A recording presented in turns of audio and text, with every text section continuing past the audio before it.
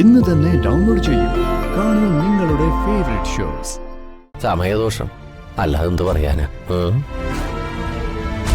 ഇതാരാ?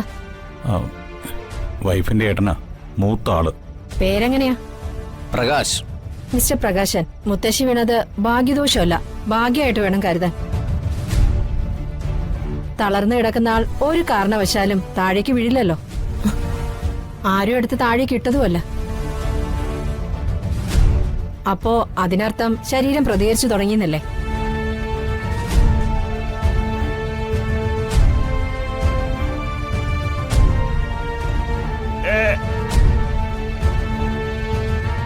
ഓ, സന്തോഷമായി.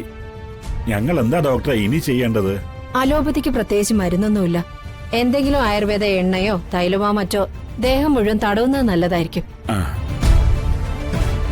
ഡോക്ടർ, എനിക്കറിയാം തൈലം ഇട്ട് മസാജ് ചെയ്യാൻ. ഞാൻ ചെയ്തോളാം.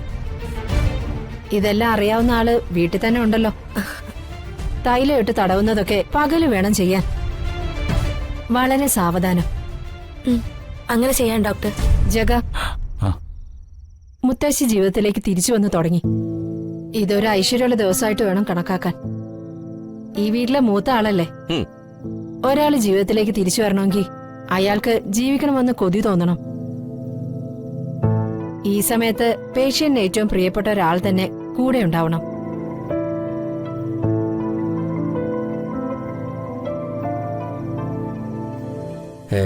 എന്നാലേ ജീവിതത്തിനൊരു ഇൻസ്പിറേഷൻ ഉണ്ടാവും.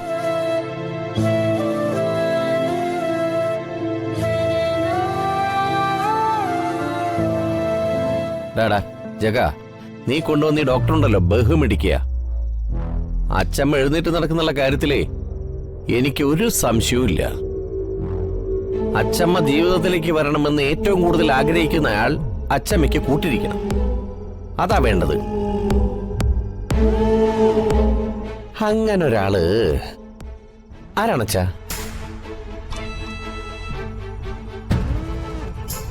ഏതായാലും അച്ഛനല്ല. അച്ഛനേക്കാൾ അച്ചമ്മയ്ക്ക് കൂടുതൽ ഇഷ്ടം വിനുവിനെയാ. അപ്പൊ വിനു കൂട്ടിരിക്കട്ടെ.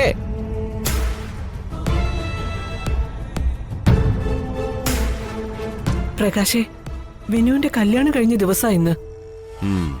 ഡോക്ടർ പറഞ്ഞനുസരിച്ചേ അച്ചമ്മയെ തിരിച്ചു കൊണ്ടുവരാൻ ഈ വിനു തന്നെ ഇരിക്കണം.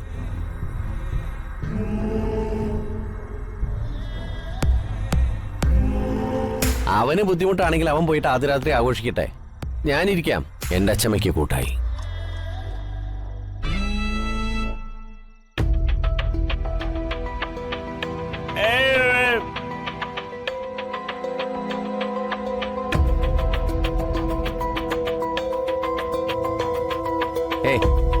നീ മീനാക്ഷിയെ വിളിച്ചോണ്ട് മുറിയിലേക്ക് പോയിക്കോ. എന്റെ അച്ചമ്മയ്ക്ക് കൂട്ടായിട്ടേ ഞാൻ തന്നെ ഇരുന്നോളാം. നിന്റെ കാര്യം നടക്കട്ടെ.